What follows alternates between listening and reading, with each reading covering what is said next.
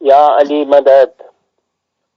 میرے عزیز بہنوں اور بھائیوں، مولا کی نورانی تائید کی بارش سب کے اوپر برسے، سب کو ہمت دے، یاری دے، صراط مستقیم پر چلنے کی توفیق دے، اور اس کے پاک دین میں جو اسرار ہیں، جو سیکرٹس ہیں، جو حقائق ہیں یعنی ریئلٹیز، ان کو سمجھنے کی مولا توفیق دے. تو آج قرآن کی ایک بہت ہی اہم آیت ہے، اور اس پر شیعہ اسلام کی در حقیقت بنیاد ہے، اور اس آیت کو سمجھنے کے لیے ہر ایک مسلمان نے اپنی اپنی دانش کے مطابق کوشش کی ہے، اور ہمارے اماموں نے بزرگان دین کے ذریعے سے ہم کو جو ہدایات دی ہیں، ان ہدایات میں یعنی بزرگان کی دین کی کتابوں میں کس طرح اس کی تشریح ہے، میں اس کو یہاں مختصر بریفلی بیان کرنے کی کوشش کروں گا. اس کا سمجھنا بہت ہی امپورٹنٹ ہے. تو آیت جو ہے وہ اس طرح ہے، آپ نے کئی مرتبہ اس کو سنا بھی ہوگا. بسم اللہ الرحمن الرحیم. اليوم اکملت لکم دینکم واتممت علیکم نعمتی ورضیت لکم الاسلام دینا. تو اس کے لفظی معنی یہ ہے کہ خدا فرماتا ہے الیوم یعنی آج کے دن، اکملت میں نے کامل کیا، today I perfected your religion, واتممت اور میں نے پورا کیا، نعمتی میری نعمت کو، میرے فیورز کو، and I completed my favors.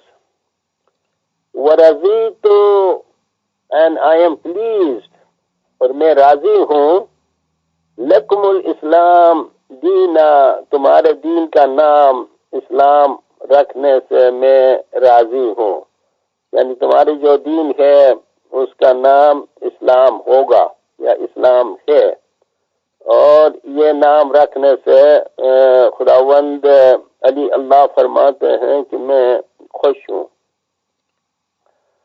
تو سب سے پہلے اس کے بیک گراؤنڈ کو سمجھنے کی ضرورت ہے. یہ کون سا دن تھا کہ جس میں خدا نے اپنے دین کو کامل کیا اور اپنی نعمت پوری کر دی، اور وہ کون سا ایسا بابرکت دن تھا کہ جس میں خدا نے مسلمانوں کے دین کا نام اسلام رکھا، اور اس اسلام نام رکھنے سے خوش ہو گیا.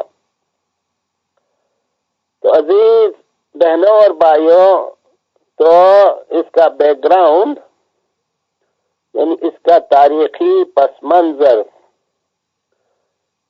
تو کیا ہے کہ آپ جانتے ہیں کہ پیغمبر اسلام حضرت محمد مصطفیٰ صلی اللہ علیہ وآلہ وسلم جب آخری حج کو پورا کر کے اس کے رائٹس، اس کی جو جس کو مناسک کہتے ہیں، رائٹس اینڈ ریچولس، حج کے جو کچھ کرنے تھے ان کو پورا کر کے پیغمبر مکے سے مدینہ واپس آ رہے تھے۔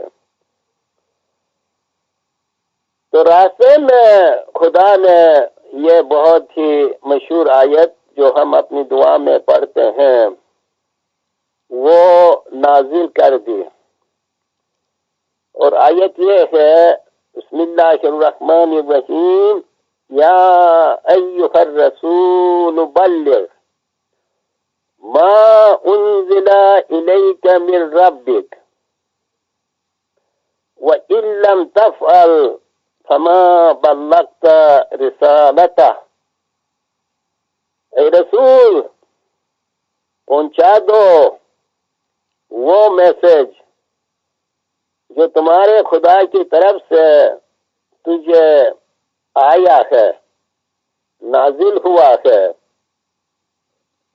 اگر تو نے یہ میسج، یہ پیغام، یہ رسالت نہیں پہنچایا تو گویا تو نے باقی جو کچھ بھی کام کیا ہے وہ نہ کرنے کے برابر ہے۔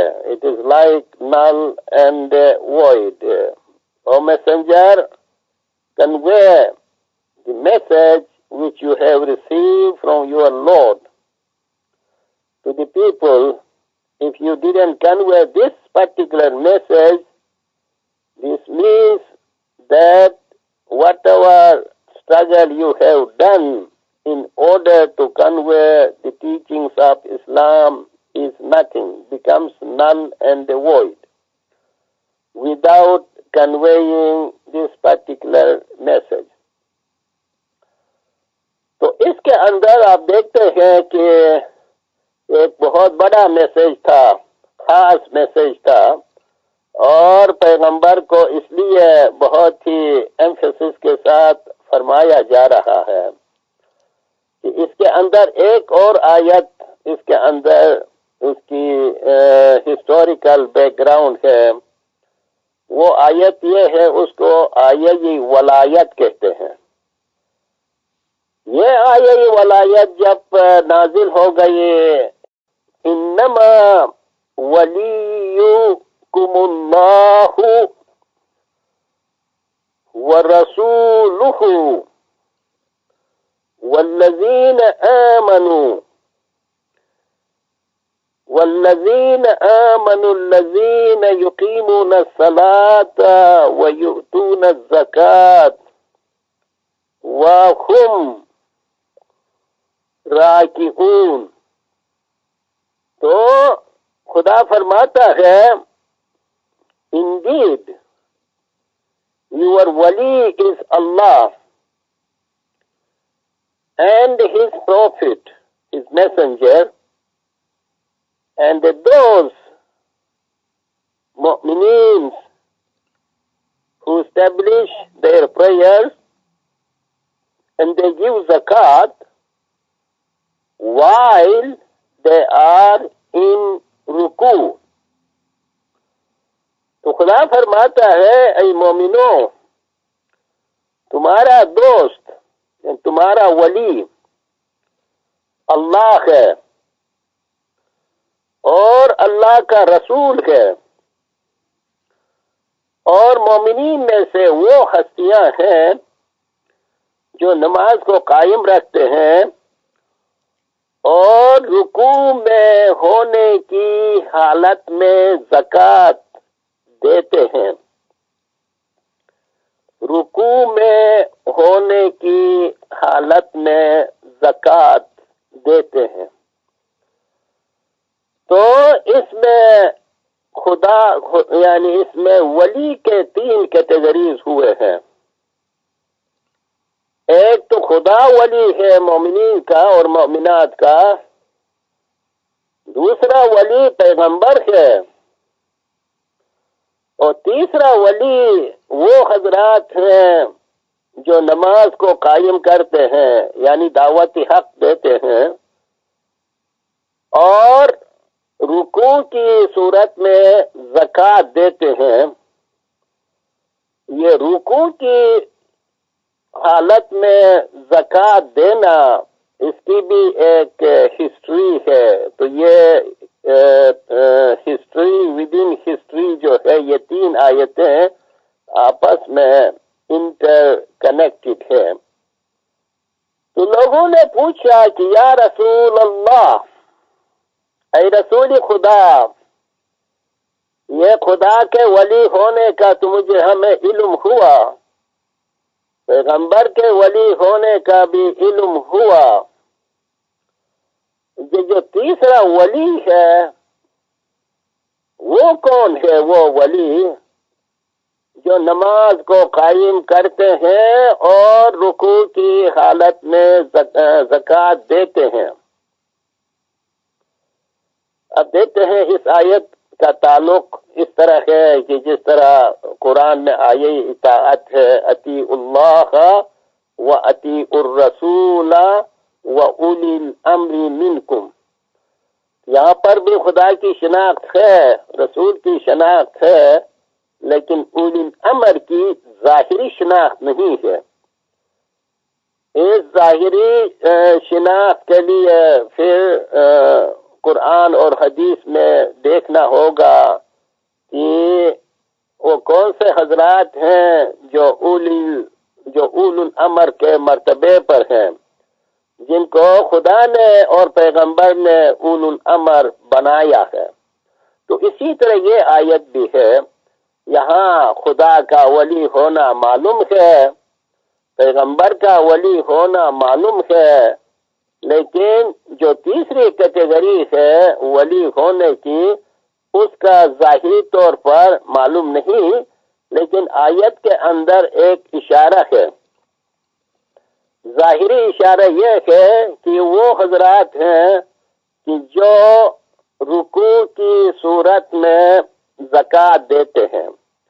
تو رکوع کی صورت میں زکوٰۃ دینا جو ہے وہ ایک تاریخی انسیڈنٹ یہ ہے کہ مولانا مرتضی ایک مرتبہ نماز پڑھ رہے تھے، نماز ہی کی صورت میں تھے، مولا رکوع کی حالت میں تھے، اور اس وقت ایک سائل نے، ایک بیگر نے کچھ مانگا کہ شیئا للہ، خدا کے لیے مجھے کوئی چیز دے دو.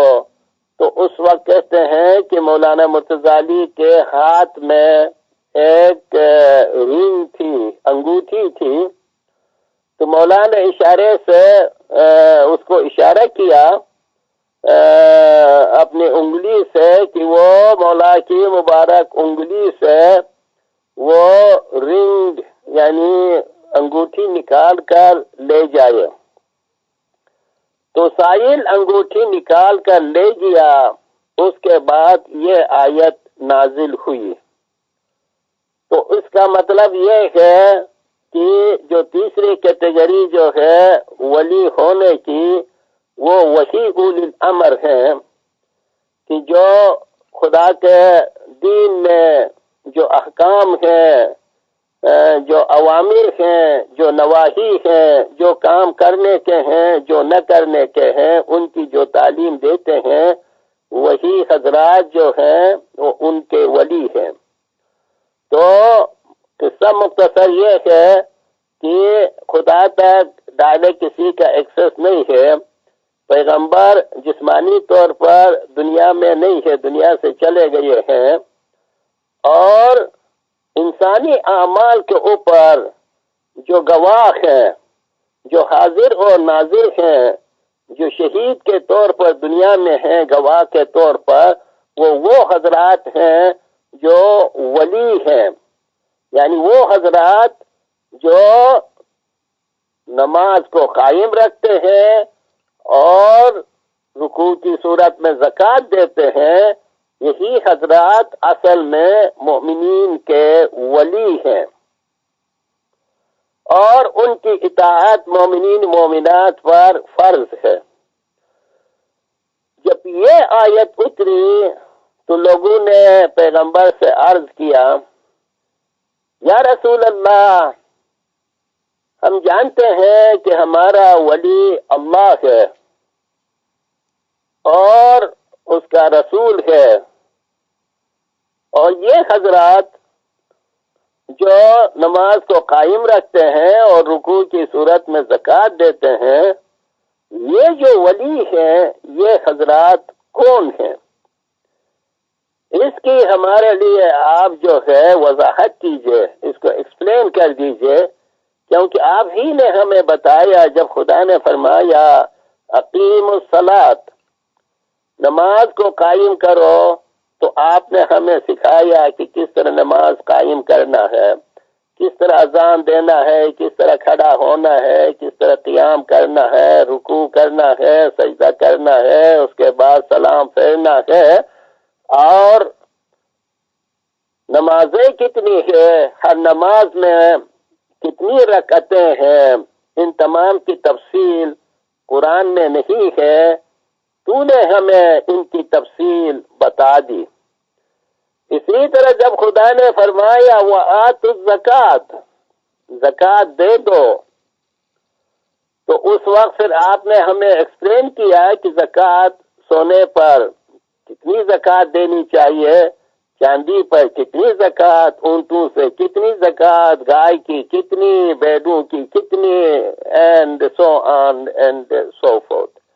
اسی طرح جتنے احکام ہیں شریعت کے، جن کو 7 ارکان شریعت یعنی 7 پلرز آف اسلام کہتے ہیں، ان کی وضاحت خدا نے جنرل سینس میں فرمایا ہے، لیکن ڈیٹیل میں خدا نے نہیں فرمایا ہے کیا کرنا ہے، کس طرح کرنا ہے۔ ان کی وضاحت آپ ہی نے کر دی ہے، تو اس لیے آپ براہ کرم ہمیں یہ بھی بتائیے کہ خدا جہاں فرماتا ہے کہ تمہارا ولی خدا ہے، اس کا رسول ہے، اور وہ حضرات ہیں جو رکوع کی صورت میں زکوٰۃ دیتے ہیں، ان کی بھی شناخت ہمیں کرا دیجئے۔ تو اس پر آن حضرت جو ہے وہ سوچ رہے تھے، کیونکہ پیغمبر کو معلوم تھا ان کی پاک زندگی کے دوران کہ لوگوں کا ایٹیٹیوڈ مولانا علی کی طرف کیا تھا۔ مومنین و مومنات تو اپنی جان مولا کو دینے کے لیے تیار تھے، لیکن ان میں کچھ لوگ ایسے بھی تھے کہ جو مولا کی مخالفت کر رہے تھے، مولا کے مرتبے سے وہ جل رہے تھے، حسد کر رہے تھے۔ اس لیے پیغمبر سوچ رہے تھے کہ ابھی میں وقتی طور پر یہ بتا دوں تو پھر لوگوں کا ایٹیٹیوڈ کیا ہوگا، وہ میرے بارے میں کیا کہیں گے کہ پیغمبر جو ہیں اپنے چچیرا زاد بھائی اور اپنا داماد جو ہے وہ ہر ہمیشہ ان کو آگے آگے کرتا ہے۔ تو پیغمبر کو اس بات کی فکر تھی۔ اس فکر کو دور کرنے کے لیے خدا نے یہ فرمایا واللہ یعصمک من الناس، خدا تجھے لوگوں سے بچانے والا ہے، اس لیے آپ لوگوں کا فکر نہ کیجئے، بلکہ اپنے خداوند پر تم بھروسہ کر دیجئے، اور جو پیغام پہنچانا ہے یہ پیغام پہنچا دیجئے۔ تو یہ آیہ ولایت بہت پہلے نازل ہوئی تھی، اس پر پیغمبر نے ابھی تک کام نہیں کیا تھا، اور آخری حج کے بعد دنیا سے جانے کے لیے پیغمبر کو خود بھی میسج آیا تھا کہ اس آخری حج کے بعد آپ دنیا میں نہیں رہیں گے، بلکہ آپ روحانی دنیا میں جائیں گے۔ تو یہ آخری حج تک پیغمبر نے اس پر عمل نہیں کیا تھا، تو خدا کی طرف سے بہت ہی ایمفیسس کے ساتھ یہ میسج آیا یا ایھا الرسول بلغ، اے رسول پہنچا دو جو پیغام تجھے تمہارے رب کی طرف سے آیا ہے وہ ضرور پہنچا دو۔ وَإِن لَّمْ تَفْعَلْ، اگر تم نے یہ کام نہیں کیا، فَمَا بَلَّغْتَ رِسَالَتَهُ، تو آپ نے اتنے سال اپروکسیمیٹلی کئی سال تک تو نے رسالت کا کام کیا، یہ سب جو ہے وہ بالکل نل اینڈ وائڈ ہو جائے گا، نہ کرنے کے برابر ہو جائے گا۔ تو جب اس طرح پیغمبر کو میسج آ گیا تو پیغمبر کو فکر ہو گئی کہ پیغمبر راستے ہی میں تھے، راستے میں اس کی جو امپورٹنس ہے، اس کی اہمیت ہے، خدا نے جس طرح یہ آیت نازل فرمائی، اس کی امپورٹنس کی خاطر پیغمبر نے اہتمام کیا، بندوبست کیا یہ میسج پہنچانے کے لیے خود راستے ہی میں۔ نہیں تو اس کا تو بہت بندوبست کرنا چاہیے، مدینہ پہنچ کر بہت بڑا جشن منانا چاہیے ظاہر میں، لیکن وہ جشن کے لیے موقع مدینے تک انتظار کرنے کی پیغمبر کو فکر ہوئی کہ خدا کا اتنا سخت تاکیدی امفیٹک فرمان ہے تو اس پر جلدی عمل کرنے کی کوشش ہے۔ تو اس لیے پیغمبر نے راستے میں دیکھا کہ غدیر خم ایک جگہ کا نام ہے۔ مکے سے مدینہ جب کاروان جاتے ہیں تو خم ایک جگہ کا نام ہے، اور غدیر جو ہے وہاں پر ایک پونڈ یعنی پانی کا تالاب، پانی اکٹھا ہوتا تھا، وہاں پر ایک پونڈ تھا، وہاں پر خود بھی پانی پی سکتے، جانوروں کو پلا سکتے تھے، یعنی اس میں اتنی آسائش، یہ فیسلٹی وہاں ضرور تھی کہ راستے میں پانی ملتا تھا۔ تو پیغمبر نے اناؤنس کرایا کہ یہاں پر لوگوں کو اکٹھا ہونا چاہیے، جمع ہونا چاہیے۔ تو جب تمام لوگ، اس کو غدیر خم کہتے ہیں، یعنی وہ پونڈ جو خم کے مقام پر ہے، نہیں تو خود جگہ کا نام خم ہے اور وہاں جو پونڈ ہے اس کو غدیر کہتے ہیں۔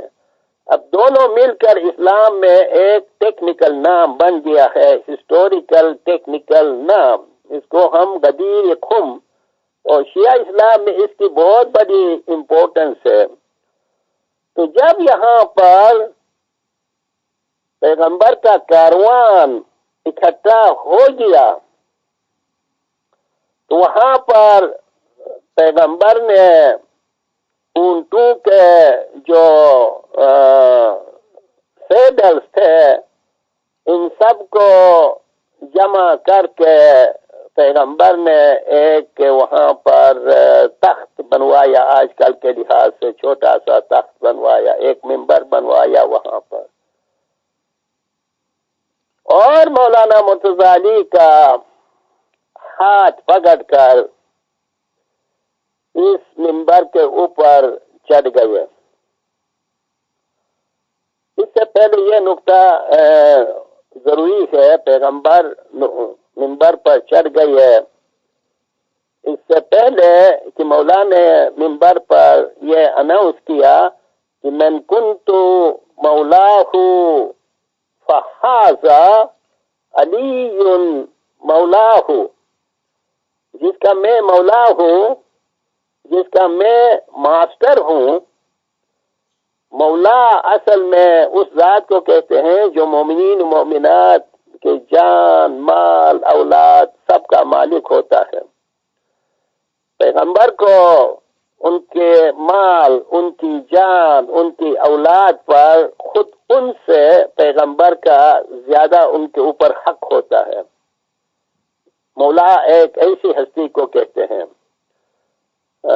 صرف ایک لحاظ سے ماسٹر نہیں، دین کے لحاظ سے، دنیا کے لحاظ سے، روحانی لحاظ سے، جسمانی لحاظ سے ان کا اختیار ہوتا ہے، پیغمبر کا اختیار ہوتا ہے ان کو اوپر، مومنین مومنات پر، ایسی ہستی کو مولا کہتے ہیں۔ تو پیغمبر نے فرمایا کہ جس کا میں مولا ہوں، علی بھی اس کا مولا ہے۔ اب یہ مولا کا لفظ پیغمبر نے کس بنیاد پر استعمال کیا؟ اس کی بنیاد اسی آیت میں ہے یا ایھا الرسول بلغ ما انزل الیک من ربک وان لم تفعل فما بلغت رسالته واللہ یعصمک من الناس. تو اس آیت کے بارے میں سنی عالموں میں سے ایک بڑا عالم ہے، اس نے ایک تفسیر لکھی ہے. تفسیر کا نام ہے در منصور. در موتیوں کو کہتے ہیں، منصور معنی بکھرے ہوئے، اسکیٹرڈ پلس. اس نے اپنی کتاب کا نام رکھا ہے اسکیٹرڈ پلس. تو اس تفسیر میں جلال الدین سیوطی ان کا نام ہے. جلال الدین سیوطی اپنی تفسیر میں لکھتا ہے کہ یہ آیت اصل میں اس طرح نہیں تھی پیغمبر کے زمانے میں، اس میں سے کچھ نکالا گیا ہے، کچھ حصہ اس میں سے نکالا گیا ہے. وہ کیا حصہ ہے وہ اپنی تفسیر میں لکھتا ہے. یہ تفسیر جو ہے آج کل بیروت وغیرہ سے چھپی ہے، ہر جگہ ملی ہے. ایجپٹ میں بھی یہ چھپ گئی ہے، بیروت میں بھی چھپ گئی ہے، یہ عام ملتی ہے آج کل. وہ لکھتا ہے کہ یہ آیت پیغمبر کے زمانے میں اس طرح پڑھی جاتی تھی یا ایھا الرسول بلغ ما انزل الیک من ربک ان علیا مولی المؤمنین ان علیا مولی المؤمنین. Indeed, Ali is the مولا آف مؤمنز. یقیناً متضالی جو ہیں وہ مؤمنین و مؤمنات کے مولا ہیں. یہ جو پورشن ہے یہ فی الحال جو قرآن کی ایڈیشن ہے اس کے اندر یہ پورشن نہیں ہے، لیکن جلال الدین سیوطی اپنی تفسیر در منصور میں لکھتے ہیں کہ یہ پیغمبر کے زمانے میں یہ آیت اس طرح پڑھی جاتی تھی. کس طرح پڑھی جاتی تھی؟ یا ایھا الرسول بلغ ما انزل الیک من ربک ان علیا مولی المؤمنین. تو آپ نے دیکھا کہ اس کے اندر قرآن کے اندر خود یہ مولا کا لفظ آ گیا ہے. اب اسی بنیاد پر پیغمبر نے جب خطاب کیا مسلمانوں سے تو پیغمبر نے قرآن کی اس آیت میں جس طرح مولانا علی کے لیے مولا کا لفظ استعمال ہوا ہے اسی طرح فرمایا.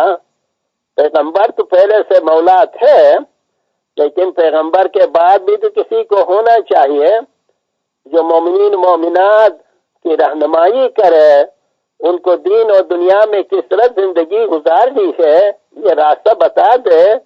ایسا نہ ہو کہ پیغمبر تو اپنے زمانے میں نور تھے، سراج منیر تھے، اور اس کے بعد دین اسلام میں وہ سراج منیر، وہ روشن چراغ جو ہے بجھ جائے اور لوگ اندھیرے میں رہیں. یہ تو نہیں ہو سکتا ہے. تو جس طرح پیغمبر اپنے زمانے میں روشن چراغ تھے، مومنین و مومنات کے مولا تھے، اس طرح پیغمبر کے بعد بھی کسی ایسی ہستی کو ہونا چاہیے. اور اس لیے خدا نے فرمایا یہ ہستی اور کوئی نہیں، یہ مرتضی ہیں. ان علیا مولی المؤمنین، یقیناً مرتضی مؤمنین و مؤمنات کے مولا ہے. اس بنیاد پر پیغمبر نے فرمایا من کنت مولاہ فہذا علی مولاہ، یعنی جس کا میں مولا ہوں یہ علی ہے تمہارے سامنے، جو آپ کا مولا ہے. He whose مولا I am. Ali is his مولا، یعنی جس کا میں ماسٹر ہوں اسی کا علی بھی ماسٹر ہے. تو یہ بیک گراؤنڈ ہے. تو یہ فرمانے کے بعد پھر پیغمبر نے بہت ہی امپورٹنٹ دعا کی ہے. پیغمبر کا خطبہ بہت لمبا ہے، بہت اس کے اندر اسرار ہیں، حقائق ہیں. یہ الگ خطبہ چھپا ہے کئی جگہوں پر، لیکن ان میں سے جو سب سے اہم جو سینٹرل پوائنٹ ہے وہ ہے مولانا متضالی کی ولایت. ولی اور ولایت. ولی معنی جس کے پاس ولایت ہے، اور ولایت کے معنی جو مؤمنین و مؤمنات کے جان، مال اور اولاد پر جو اختیار رکھتا ہے اس کو ولی کہتے ہیں، اور جو ان کے پاس آفس ہے، مرتبہ ہے، اس کا نام ولایت ہے. تو آگے میں نے بات کی انما ولیکم اللہ ورسولہ، اس کو آیہ ولایت کہتے ہیں. جس طرح آپ دیکھتے ہیں آیہ بیعت ہے، آیہ مودت ہے، آیہ اطاعت ہے، اسی طرح اس آیت کو آیہ ولایت کہتے ہیں. تو قربان آپ سب کی پاکیزہ روحوں سے ابھی پیغمبر جو دعا فرما رہے ہیں یہ آپ سن لیجئے. یہ فرمانے کے بعد کہ من کنت مولاہ فہذا علی مولاہ، اس کے بعد پیغمبر نے دعا کی اللہم، اے اللہ. اللہم آپ اچھی طرح سے جانتے ہیں، لیکن یہ اللہ کو تھوڑا سا لمبا کر کے پڑھنے کی ضرورت ہے. اللہم والی من والاہ وآدی من آداہ وانصر من نصرہ واخذل من خذلہ وأجر الحق معه حیث دار. اللہم اے میرے اللہ، والی محبت کر اس شخص سے جو علی سے محبت کرتا ہے. جو علی کا دوست ہے تو بھی اس کے ساتھ دوستی کر. وآدی اور دشمن بن جاؤ، عدو بن جاؤ. عدو دشمن کو کہتے ہیں، اسی سے آدی یہ ورب ہے. وآدی من آداہ، اور تو اس شخص کے ساتھ دشمنی کر جو علی سے دشمنی کرتا ہے. وانصر مدد کرو. وانصر من نصرہ، جو علی کی مدد کرتا ہے اے اللہ تو بھی اس کی مدد فرما. واخذل اور ان کو چھوڑ دو، من خذلہ جو علی کو چھوڑتا ہے اے بار خدایا اے اللہ تو بھی اس کو چھوڑ دے. اور آخر میں جو پورشن ہے دعا کا وہ تو سب کا جسٹ ہے. وَأَدْرِ الْحَقَّ، اور حق کو اس راستے پر چلاؤ.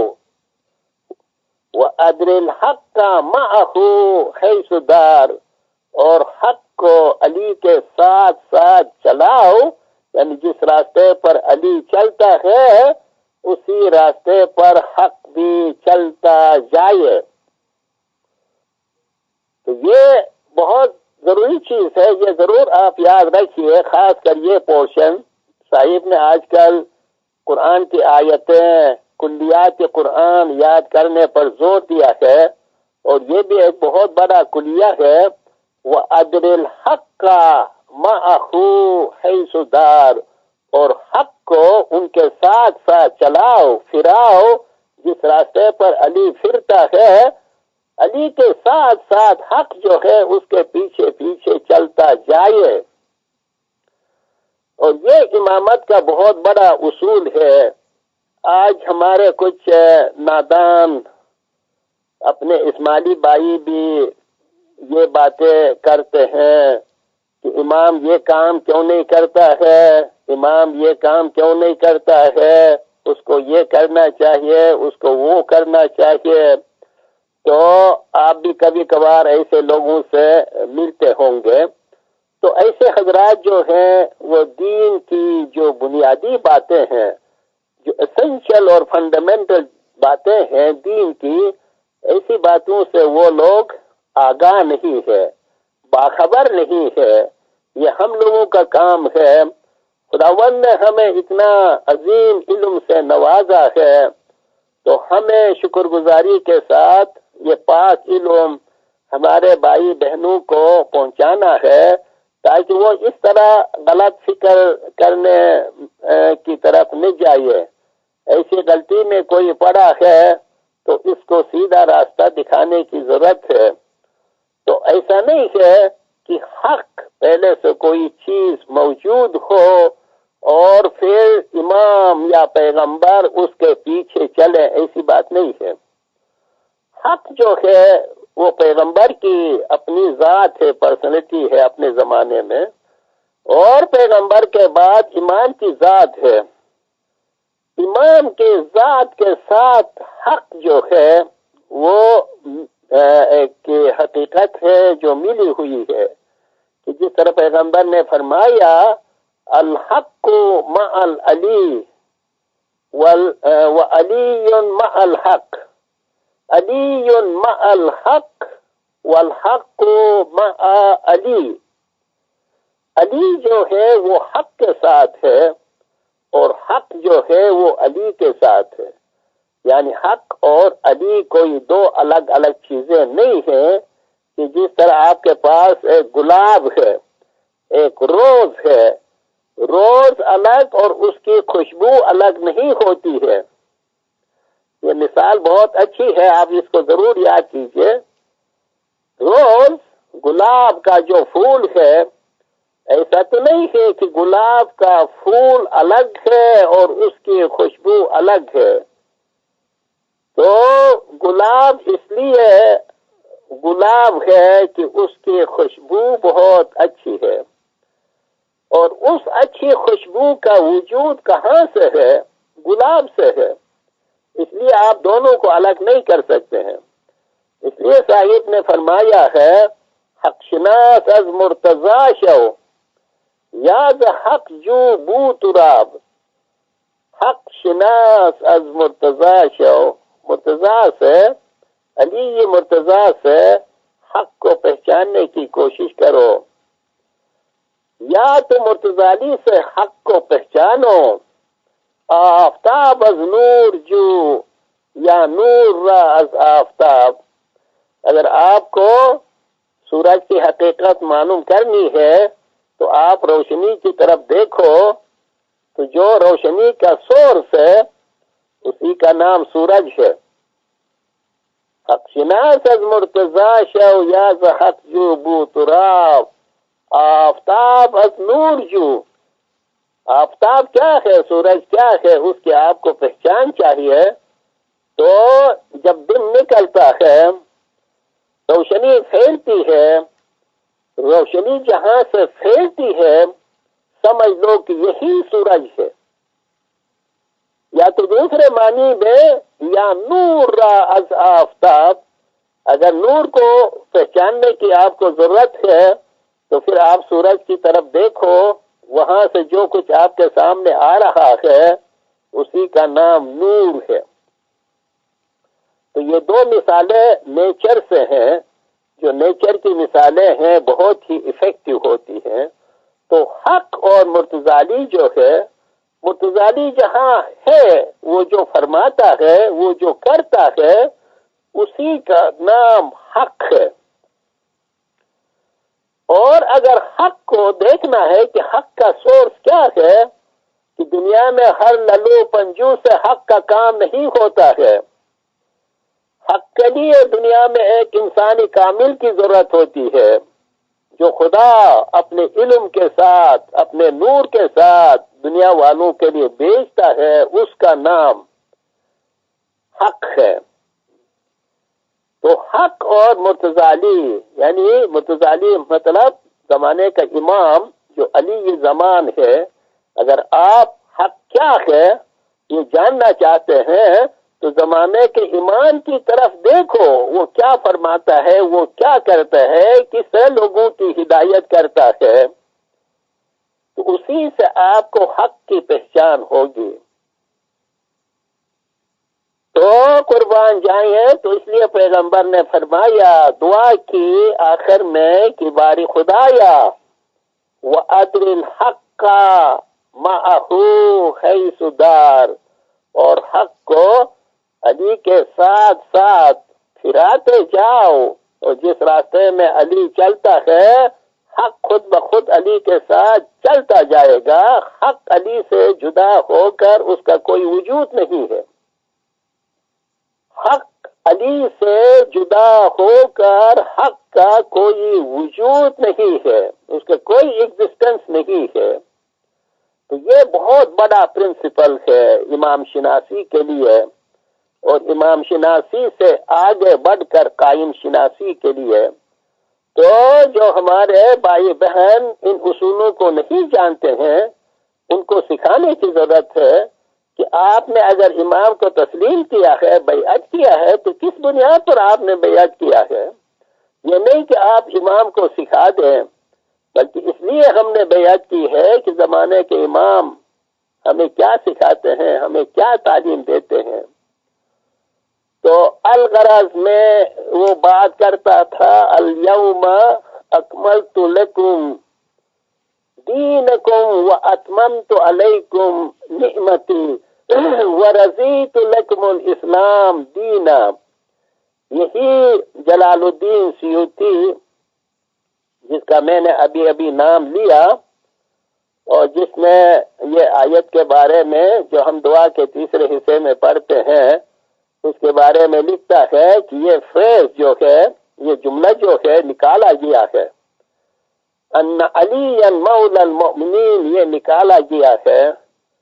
یہی شخص اس آیت کے بارے میں بھی کہتا ہے کہ جب پیغمبر نے غدیر خم کے مقام پر مولانا متضالی کی ولایت کو آشکار کیا، برملا پبلکلی لوگوں کو بتایا کہ ان کے بعد اسلام خالی کھلی نہیں رہے گا، اندھیرے میں نہیں رہے گا، بلکہ جس طرح پیغمبر اپنے زمانے میں سراج منیر تھے، روشنی دینے والے چراغ تھے، اسی طرح ان کے بعد بھی دین اسلام خالی رہنے والا نہیں ہے، ہدایت سے خالی رہنے والا نہیں ہے، بلکہ ایک زندہ ہادی کا وجود ضروری ہے، جس کو الحاضر والناظر کہتے ہیں، کہ جو ہمیشہ حاضر بھی ہے اپنی نورانیت میں، اور وہ ہمارے اعمال کو دیکھتا بھی ہے، نہ صرف ظاہری اعمال کو دیکھتا ہے بلکہ وہ ہمارے دل میں، ہمارے دماغ میں کیا گزرتا ہے، ان تمام چیزوں کو دیکھنے کے قابل ہے۔ ایک ایسا ہادی برحق دنیا میں ہونا ضروری ہے، اس کے بغیر اسلام نامکمل رہے گا، انکمپلیٹ یا امپرفیکٹ رہے گا، اور خدا کی جو نعمتیں ہیں وہ انکمپلیٹ رہ جائیں گی۔ تو پیغمبر نے ابھی ایک پودا لگایا ہے، ایک پلانٹ لگایا ہے، اس کو پانی دینے والا کوئی نہیں ہے، اس کو بھیڑ بکریاں کبھی اس کو کھا جاتی ہیں، یا اس کا جو چھلکا ہے وہ اس کو جو ہے اتار کر کھا جاتی ہیں، تو وہ جو پلانٹ جو ہے وہ ڈرائی ہو جاتا ہے، خشک ہو جاتا ہے۔ اسلام کی حالت ایسے ہونے والی نہیں تھی، تو اس لیے پیغمبر نے یہ بشارت دی کہ آج میں نے اپنا جانشین قائم کیا، اور جس طرح میں نور کا سورس رہا ہوں، میرے بعد مرتضی علی اور اس کی اولاد جو ہے وہ ہمیشہ کے لیے نور کا سورس رہیں گے. تو اس لیے یہ اناؤنس جب پیغمبر نے کیا تو اس کی اہمیت کے پیش نظر یہ امپورٹنٹ، یہ موقع، یہ اوکیزن کتنا امپورٹنٹ تھا، اس کے بارے میں خدا نے یہ آیت بھیج دی. اس کا ذکر جلال الدین سیوطی نے اسی تفسیر میں، جس کا میں نے ذکر کیا اور جس کا نام ہے درری منصور، وہ کہتے ہیں کہ یہ آیت اس وقت نازل ہوئی جب غدیر خم کے مقام پر پیغمبر نے مولانا مرتضی کی ولایت کا اعلان کیا. تو اس کے بعد یہ آیت اسی جگہ پر نازل ہوئی کہ خدا نے فرمایا کہ جس طرح میں نے پیغمبر کے ساتھ اپنی رحمت بھیجی تھی تنزیل کی صورت میں، ابھی پیغمبر نے جو تنزیل لائی ہے اس کی تعویل بتانے کے لیے پیغمبر نے میرے حکم سے اپنا جانشین مقرر کیا. اب اسلام میں تنزیل اور تعویل دونوں کا کام جو ہے وہ مکمل ہو گیا. تنزیل کا کام پیغمبر نے کیا، اب تعویل کا کام جو گریجولی ہونے والا ہے مرتضی اور اس کی آل جو ہے یہ کام کرتے جائیں گے، کرتے کرتے کرتے یہاں تک کہ قائم القیامت کا ظہور ہو. تو مرتضی سے یہ تعویل کا کام شروع ہو کر قائم القیامت تک یہ کام جو ہے وہ مکمل ہو جائے گا، جس کے لیے صاحب نے تعویلی محضی مجرد فرمایا کہ یہ تعویل جو ہوگی، یہ جو ایلیگریز ہیں، پیرابلز ہیں، مثالیں جو ہیں، مثالوں کو ہٹا کر تو حضرت قائم کے زمانے میں آپ کو کشفی تعویل، کشفی اور نورانی تعویل مل جائے گی. تو یہ اتنا عظیم موقع تھا. اس موقع پر خدا نے فرمایا الیوم، آج کے دن، یعنی اس غدیر خم کے مقام پر جو پیغمبر نے اعلان کیا، اس دن الیوم اکملت لکم دینکم، میں نے تمہارے دین کو کامل بنا دیا. اس کے اندر کوئی امپرفیکشن نہیں ہے، ہر لحاظ سے پرفیکٹ ہے جب تک امام دنیا میں حاضر اور ناظر ہے. وَأَتْمَمْتُ عَلَيْكُمْ نِعْمَتِي، اور میں نے اپنی فیور، خدا کی سب سے عظیم فیور کیا ہے؟ اس کی عظیم فیور اس کی ہدایت ہے. باقی سب چیزیں ادھر ادھر ہونے والی ہے، لیکن خداوندی ہدایت جن کو مل رہی ہے اس سے مومنین و مومنات کو اس دنیا میں فائدہ ہے، اور اس دنیا کے ساتھ آخرت میں اس سے بھی زیادہ اس کے لیے فائدے ہیں. تو اس لیے فرماتے ہیں تو میں نے تمہارے دین کو پرفیکٹ کیا، اور میں نے اپنی نعمت، میرے جو فیور جو ہے وہ تمہارے لیے میں نے کمپلیٹ کر دیے، تمام کر دیے، پورے کر دیے. اپنے پاس اب کوئی چیز نہیں رکھا ہے. اور ایسے دین کا نام اسلام رکھنے کے لیے میں بہت ہی راضی ہوں. اور اسلام کے معنی ہے سبمیشن. آپ کو معلوم ہوگا کہ مولا نے یہ سبمیشن جو ہے، خصوصاً مجھے یاد ہے کہ ٹورنٹو کا ایک فرمان ہے، اس کے اندر مولا یہ سبمیشن کا لفظ استعمال کرتے ہیں. آپ نے امام کو ایک مرتبہ تسلیم کیا تو اس کو سبمٹ کیے بغیر کوئی مرید کس طرح ہو سکتا ہے، کوئی مولا کا بندہ کس طرح ہو سکتا ہے. تو اس لیے یہ آیت جو ہے بہت ہی ضروری ہے، بہت ہی اس کے اندر معانی ہے، اور اس کا کچھ حصہ بیان کرنے کی ضرورت ہے. میرے خیال میں ابھی ٹائم جو ہے وہ ختم ہو رہا ہے، اور وہ چیزیں میں ابھی بیان کرنے کی کوشش کروں تو شاید مکمل نہیں ہوگا. تو انشاءاللہ مولا کا حکم ہوا، آپ سب کی دعائیں شامل حال رہی، تو انشاءاللہ جو آنے والی کلاس ہوگی اس میں یہ باقی حصے کو انشاءاللہ مولا کی تائید اور آپ سب کی دعاؤں سے میں اس کو کچھ واضح کرنے کی کوشش کروں گا، اور اس وقت تک آپ نے یہ جو کچھ سنا اس میں مزید کسی چیز کی وضاحت کی ضرورت ہو تو پہلے سے مجھے کوئی ای میل کے ذریعے سے آپ لوگ بتا دیجئے، تاکہ میں اس لیکچر کے اندر ان باتوں کی بھی وضاحت کی کوشش کروں گا، کیونکہ یہ بہت ہی امپورٹنٹ سبجیکٹ ہے امام شناسی کے لیے، قائم شناسی کے لیے۔ امام کا مرتبہ کیا ہے، مومن اور امام کا آپس میں کیا رشتہ ہے، سبمیشن کے کیا معانی ہیں، ان تمام باتوں کے بارے میں یہ آیت اور اس کے ساتھ جو دوسری آیتیں جو میں نے بیان کی ہے، تو یہ سب آیتیں جو ہیں، ایک تو آیہ ولایت ہے اور دوسری آیہ تبلیغ ہے۔ یا ایھا الرسول بلغ، اس آیت کو آیہ تبلیغ کہتے ہیں۔